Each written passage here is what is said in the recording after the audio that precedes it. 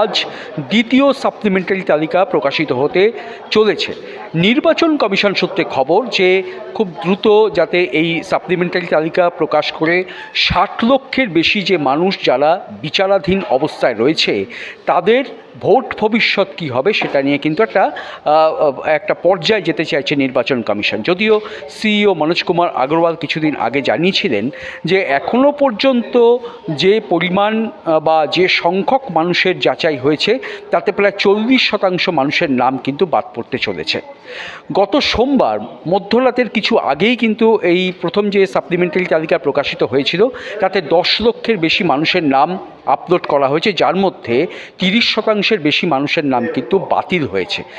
মুখ্যমন্ত্রী মমতা বন্দ্যোপাধ্যায় এর আগে একটা আশঙ্কা প্রকাশ করেছিলেন যে পরিমাণ মানুষের নাম এই মুহূর্তে রয়েছে তার 60 লক্ষের বেশি যে মানুষের নাম ভোটাধিকারের প্রশ্নের মুখে পড়ে আছেন অর্থাৎ বিচারাধীন অবস্থায় রয়েছেন তাদের বেশ কিছু সংখ্যায় মানুষ কিন্তু বাদ পড়তে চলেছেন। সেটাই কিন্তু আশঙ্কা সত্যি হতে চলেছে। মোটামুটি দেখা যাচ্ছে যে 25 লক্ষের বেশি মানুষের নাম কিন্তু বাদ পড়ার একটা সম্ভাবনা রয়েছে। ফলে আজকে যে দ্বিতীয় তালিকা প্রকাশিত হবে তারপরে বোঝা যাবে আরও কত সংখ্যক মানুষের নাম যেমন আপলোড হয়েছে তেমনই কত সংখ্যক মানুষের নাম আদপে বাদ পড়তে চলেছে।